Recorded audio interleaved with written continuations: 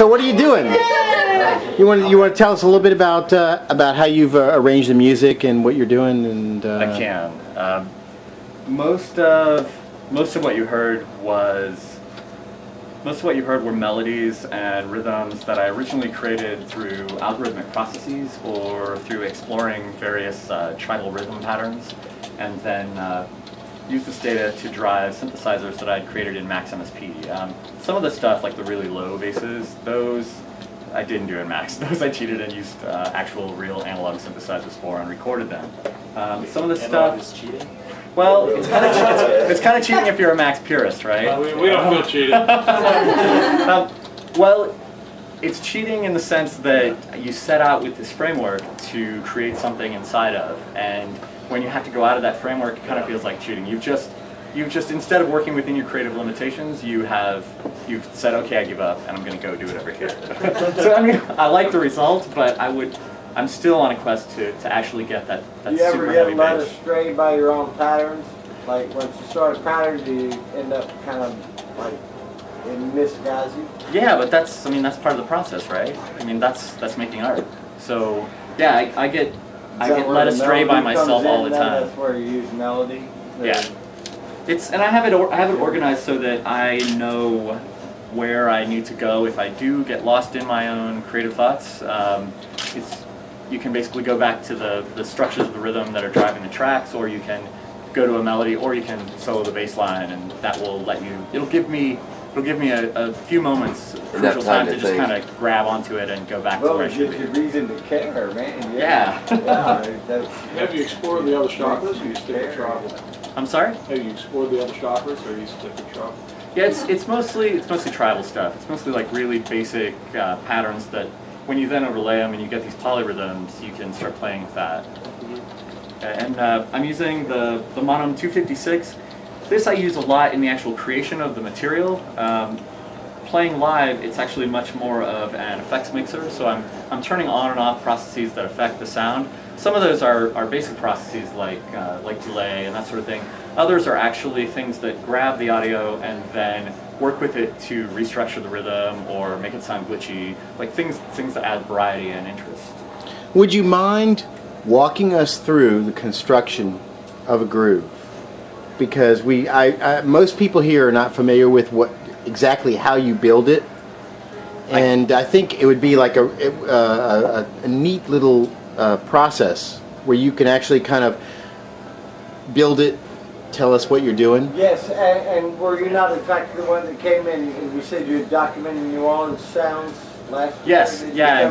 Some of the stuff that you guys were hearing were sounds from the last time I was in New Orleans. The thing that opens up, that's actually a manhole cover that I was standing on going like this, and I had my digital recorder next to my foot, and when you pitch it down and delay it and add some reverb and some other things, you get that big thunderclap kind of sound. So you're running around reality, sampling things. Yeah, absolutely. And you're adding that, and those are the textures that you lay down for your beats and everything. Absolutely, and those textures, those samples are actually one of the things that drive the grooves, because I'd much prefer to work with something that started out there and then build things around it, which is like that first song with that manhole cover. Everything kind of evolved out of that one manhole cover rhythm and playing with it. Can you play that manhole cover sound?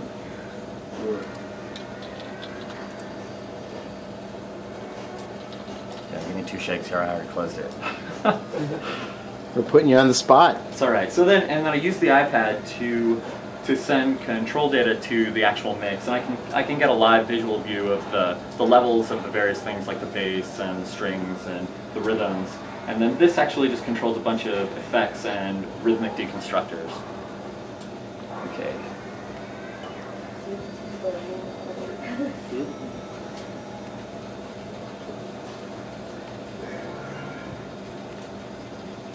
See, everybody's listening to the music doesn't appreciate the nuances of how it's constructed, and very cool to elaborate on the details of that.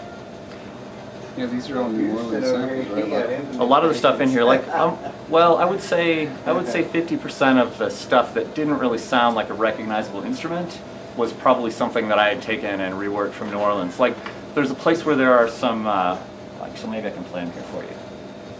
So,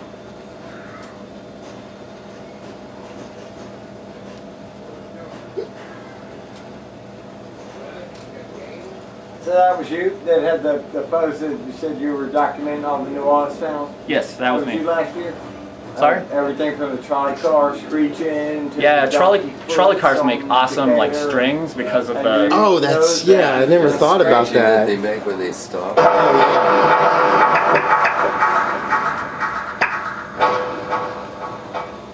So that sound is Donkey foot on the can. donkey.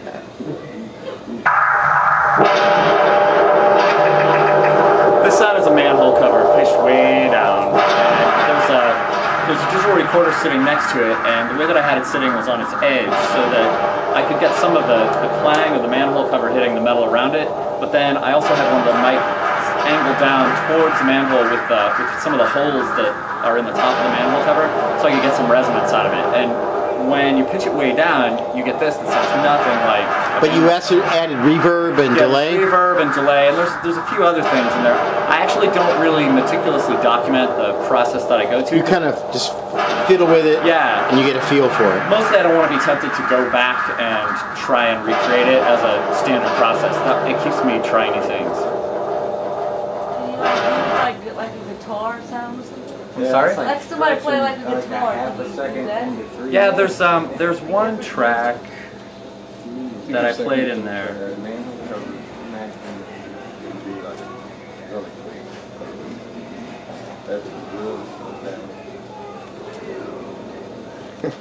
Those pinballs down. Yeah, Mike. You can add a pinball to the sound. And people may not realize we've got a pretty nice little packed house here of people. I'll just pan the camera around. I don't know if everybody can see. All hail Mike Perry. Thank you, Mr. Mike Perry. Oh, wonderful. We're not worthy. We're not worthy. Okay, so this track, this actually sounds like a guitar. Well, Mike, why don't you tell us how you pulled this off? It does. Yeah, I would actually like to hear that. What? How you pulled this off. How I pulled this off? That's a long story. Spend more time with Right place, right time. Yeah, 2 days notice, you know. yeah. Give me 4 days. I really think I could have improved on this. We'll do the Superdome. Just remember, if I say there's a party happening, come on out, man. It's a cool you have more scene. than 2 days. Maybe have like We just happen to already have the babysitter. I love the intimacy of this. You know, I love. It's amazing. And you've talked with almost everybody in here, you know, and you know, I know you when you're performing, you're thinking they're not interested in the details of what I'm doing. This group, share with them. Tell them how you're constructing this. Tell them all about the little pieces, and it adds meaning to everything. All right, okay. I think I'm doing that. If anybody has any more questions, I'll be happy to answer them. This, to answer your guitar question though, this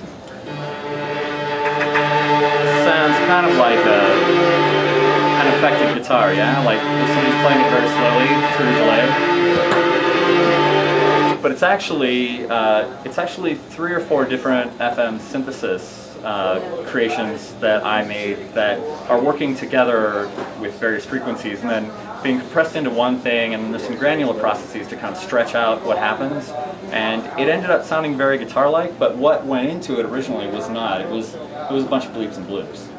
So It sounds pretty good anyway. thanks. I mean, does it sound kind of guitarish to you? Yeah, that stuff. That sounds like a guitar to me, like Oh, somebody Mike, playing should a have brought the guitar. therapy.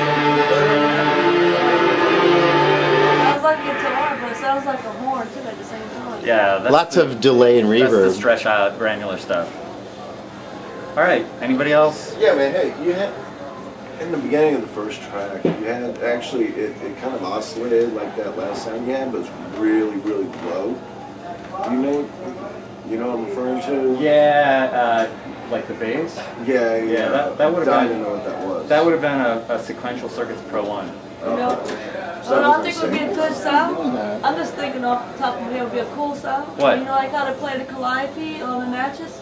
Maybe if you recorded like. Oh, that would be great. That would be cool. Yeah, I have a. Last time I was here, I was down in the Art District, and I got a bunch of really awesome sounds, like this guy playing sax at 3 a.m. in kind of this rainy atmosphere, and guys singing on the street like old Motown hits. Yeah. I recorded all that stuff and then take it and like guys actually doing doo-wop. If you cut out the Yeah. syllables and then envelope it right, you can make amazing drum sounds. Yeah. Amazing drum Because I sounds. know the calliope, you got that whistling sound. Yeah. Calliope, when the actors play it at certain times, at certain days, you just go sit there and I'll record try it. I'll try. I like calliopes. Yeah. Before you guys leave, set up your recorder. Let me do a few drum beats for you. Oh yeah. I would love to. I would love to add love some to get stuff that. for you. But Anybody else? I'm packing up. no, are you done? You don't want to do one more or I'm anything? done. I'm All done. right, man. I gotta let my compatriots get up here. There you go. All right, All bro. right. Thank you very much, everyone.